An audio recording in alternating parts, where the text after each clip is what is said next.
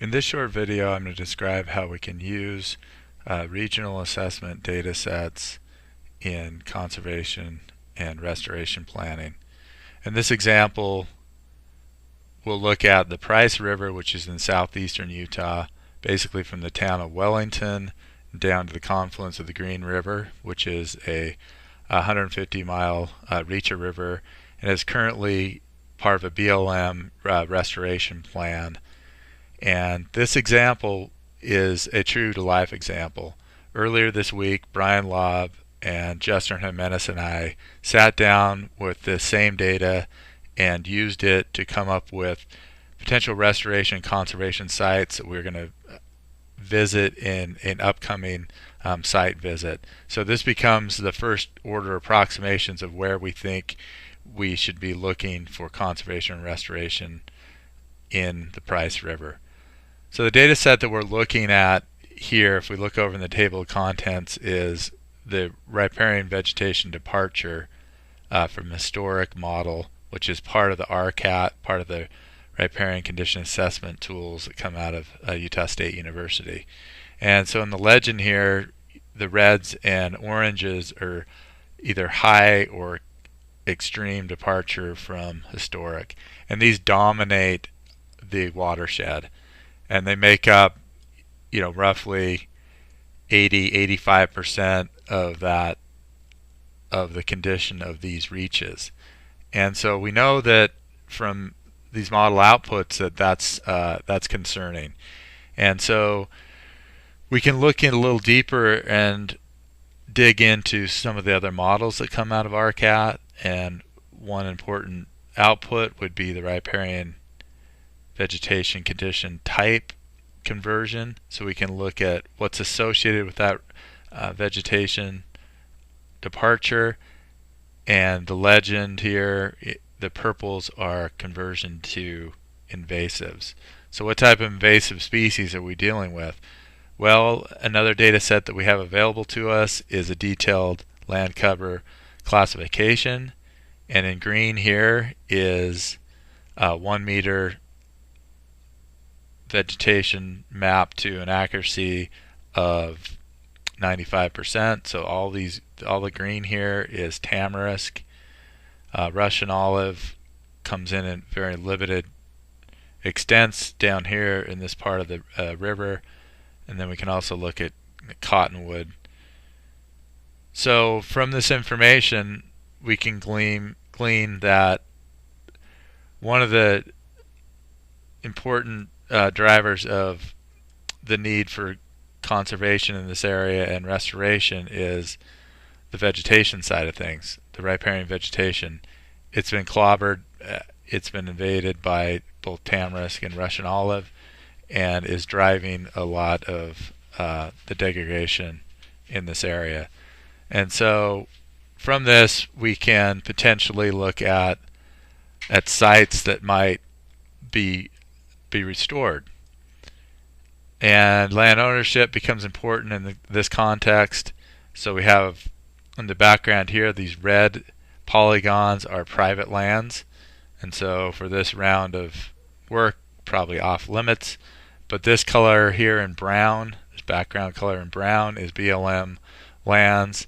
So these could be this could be open for an area that could potentially be a restoration site. Another limitation would be this wilderness study area.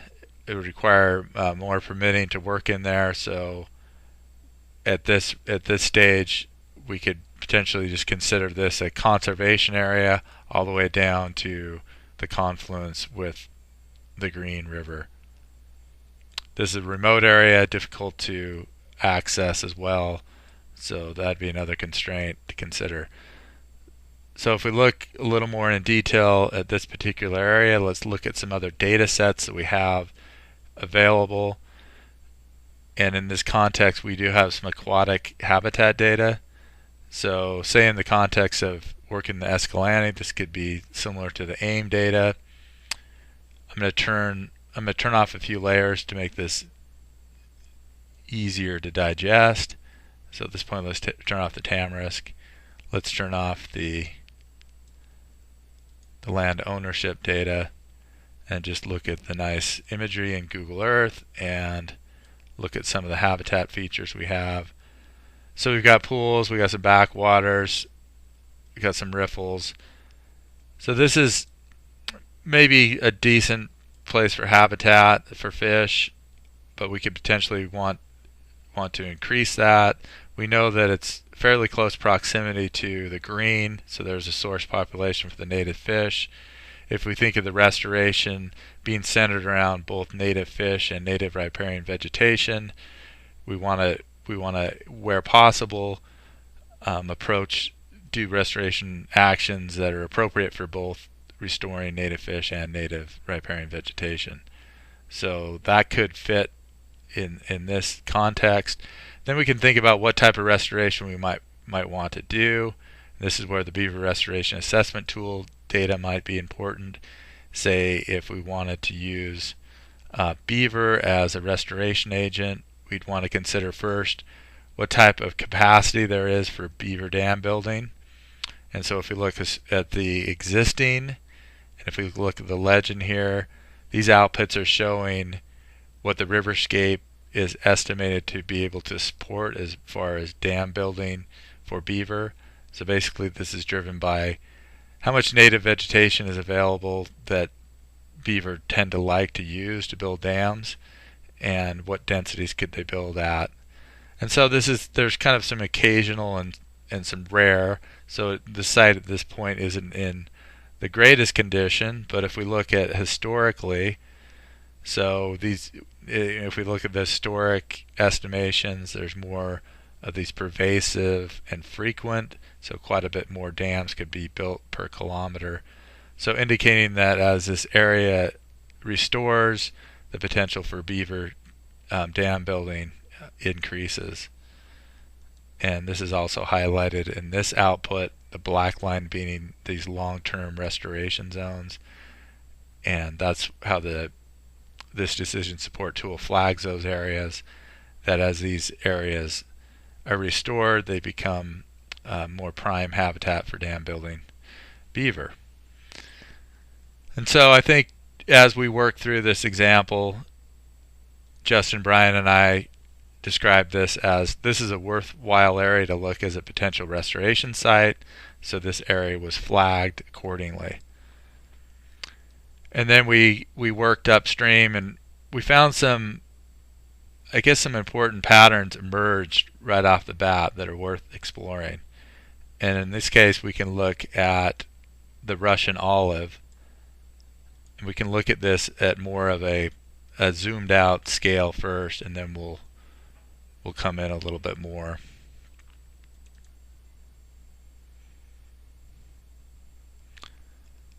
So if we go up towards the town of Wellington, potential seed source, we notice quite a bit of agricultural land up here, and then we see the onset of Russian olive, which you think is quite a new species to come in within the last probably 10 or 15 years to these levels. But we see how it's just creeping down the river, and there's areas that there's quite substantial impacts from Russian olive. And we see the patterns of it growing very close to the stream bank and potentially narrowing these streams and simplifying them, making them more like ditches, like irrigation ditches, rather than dynamic systems that might be multi-threaded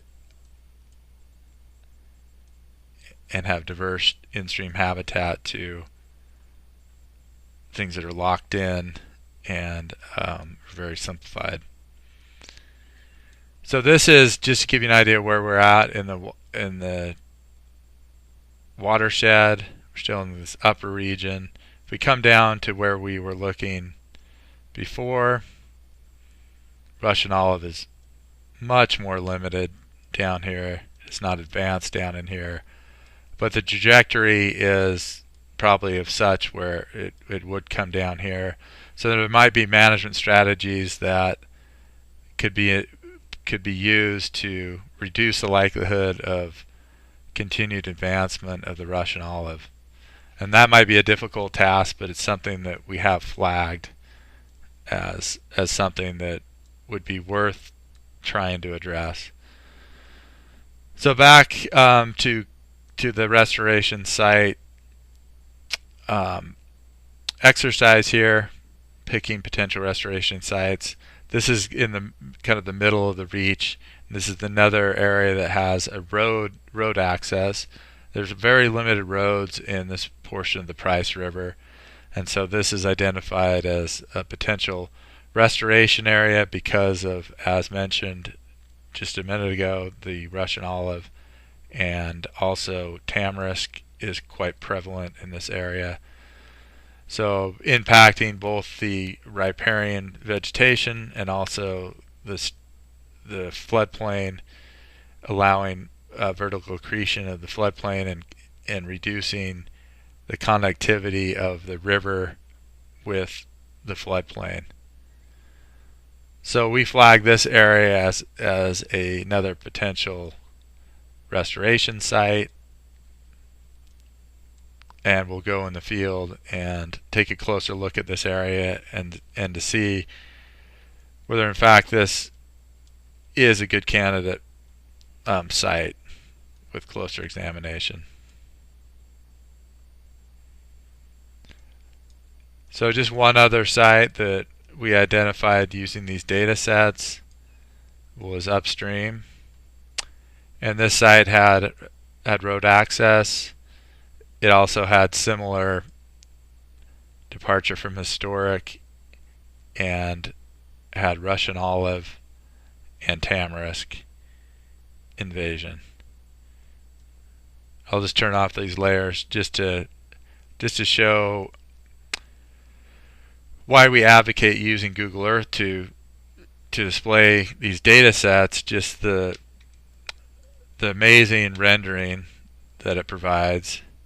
And so you can go in here and really interrogate the area, and before you go out in the field, it's just a quick and easy way to look at what is going to be on the ground and what type of condition this is likely in. You can see the Russian olives are coming in, affecting the banks, stabilizing the banks, reducing the in-stream habitat. So this is an area that we've identified using these tools in Google Earth as a potential restoration site. And we could think once again, just to demonstrate, we can go back to the beaver management tool. We can look at the existing capacity, and so we got some occasional capacity at this point onto some frequent capacity. So this site looks fairly decent even in its current state for potentially placing beaver in this system. And then as the riparian vegetation recovers, we're seeing pervasive stream reaches where very high capacities of dams could be supported in this area. And then we can look also at the aquatic habitat. Here we can see that if you look at the legend, we have some pools. We have some large woody debris structures, potentially even beaver dams. Looks like large woody debris here. It's been already mapped. So we could potentially build more tools, pools using beaver dam analogs, and increase the habitat complexity of this reach of stream.